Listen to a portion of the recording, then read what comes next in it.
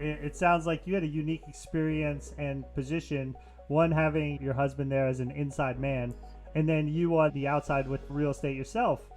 It sounds like you dodged a bullet that many people did not during the great financial crisis. And how you heard your husband talking about like how some of these loans were ridiculous, and people were getting loans that they certainly didn't deserve at the time for much more than they could afford. And I guess were those the big signs for you that you should probably cash out while you were on top? Because not many people are very good at reading the market, right?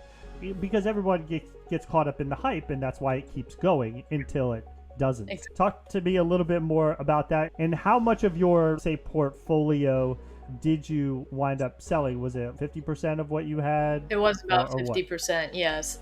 And it wasn't massive at the time, but it was in good neighborhoods. Sure. We only bought properties in good neighborhoods. So back before all that mess, you could buy a house pretty much at market prices and rent it in cash flow. It wasn't as hard Mhm. as it is today.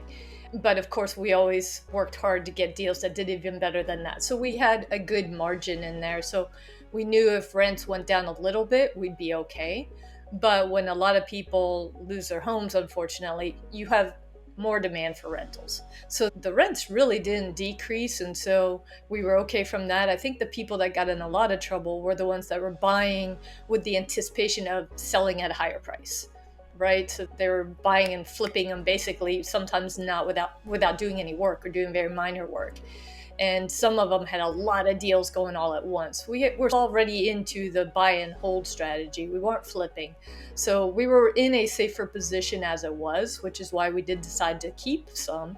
We didn't know, but we suspected the value might go down. But as long as it was cash flowing, that was okay. And of course, those values have regained many times since. And we still have some of those properties because we really do believe in buying and holding for a long term. You can, of course, refinance, get money back out if you need to. But we really like having that steady cash flow coming in and the tremendous tax write offs, right?